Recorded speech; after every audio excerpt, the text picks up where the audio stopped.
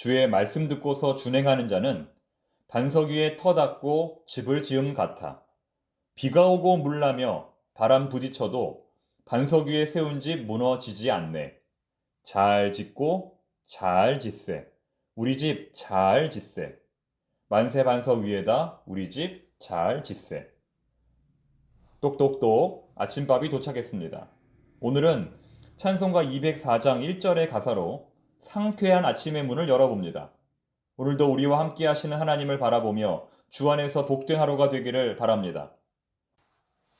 오늘은 사무엘상 14장 24절부터 35절의 말씀을 가지고 절박한 리더는 극단적 선택을 합니다 라는 내용의 말씀을 함께 나누도록 하겠습니다. 인간은 절박할 때 성장할까요? 아니면 절박할 때 퇴보할까요? 인간은 절박할 때 올바른 판단을 내릴까요? 아니면 절박할 때 그릇된 판단을 내릴까요? 과거 우리나라는 헝그리 정신이라는 자세로 무슨 일을 하든지 최선을 다하는 것을 미덕이라고 여겼습니다. 나는 아직도 배가 고프다. 승리에 굶주린 어느 스포츠인의 자세는 현재에 만족하지 않고 끊임없이 도전하는 자들에게 큰 영향을 미쳤습니다. 절박이라는 단어만큼 사람에게 동기부여가 되는 것이 없습니다. 그런데 그런 벼랑 끝에 선 상황이 항상 좋은 결과만을 가져오는 것은 아닙니다.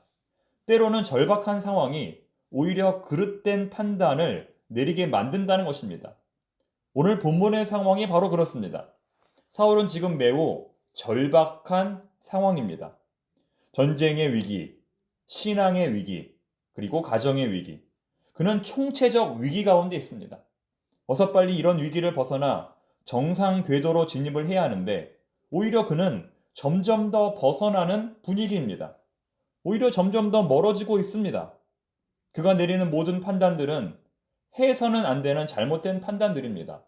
그러므로 우리는 절박한 리더는 극단적인 판단을 하게 된다라고 결론적으로 말하게 됩니다. 미국에서는 오히려 이런 상황에서 대통령이 휴가를 떠난다고 합니다. 국민들에게 불안이 아닌 평안을 주기 위해서 언론에서 일부러 그런 대통령의 모습을 보여주는 것입니다. 그럴 때 국민들은 요동하지 않고 그 위기를 잘 벗어날 수 있게 된다는 것이죠. 그렇습니다. 우리는 위기가 다가올 때 보다 더 여유 있는 자세를 가져야 합니다. 보다 더 침착하게 생각하고 보다 더 냉정하게 판단해야 합니다. 불안하면 불안할수록 더 많이 기도하고 답답하면 답답할수록 더 많이 기도해야 문제가 해결되고 위기가 사라지는 것입니다. 그래서 우리에게는 항상 기도가 필요합니다. 기도는 우리의 불안한 마음을 진정시키고 우리에게 여유 있는 마음을 공급함으로써 우리가 올바른 판단을 할 수 있도록 도와줍니다. 사울은 지금 승리에 대한 간절함이 있습니다. 단 한 번의 실수로 인하여 하나님의 약속으로부터 멀어진 지금 사울은 오직 승리만이, 전쟁의 승리만이 그것을 회복하는 길이라고 믿고 있습니다. 그래서 어제는 전쟁의 승리를 위하여 하나님의 궤를 가져오라고 했습니다. 그리고 오늘은 전쟁의 승리를 위하여 금식을 선포합니다. 그리고 내일은 자신의 아들 요나단마저 저주를 합니다. 전쟁에서 승리할 수만 있다면 그것이 무엇이든 간에 그는 하고 있는 것입니다. 여러분, 이것은 신앙이 아닙니다. 이것은 신앙을 이용한 승리주의입니다. 승리주의에 빠지면 이처럼 하나님도 이용하고 말씀도 이용하고 교회도 이용하고 가족도 성도도 이용합니다. 그러나 하나님께서 우리에게 주신 비전은 승리가 아닙니다. 하나님께서 우리에게 주신 비전은 순종입니다. 하나님의 뜻을 이루는 것이 바로 우리의 비전입니다. 그래서 때로는 패배가 하나님의 뜻이 될 수도 있습니다. 사랑하는 성도 여러분, 혹시 지금 승리에 대한 갈망으로 마음이 불안하십니까? 성공에 대한 갈망으로 마음이 불안하십니까?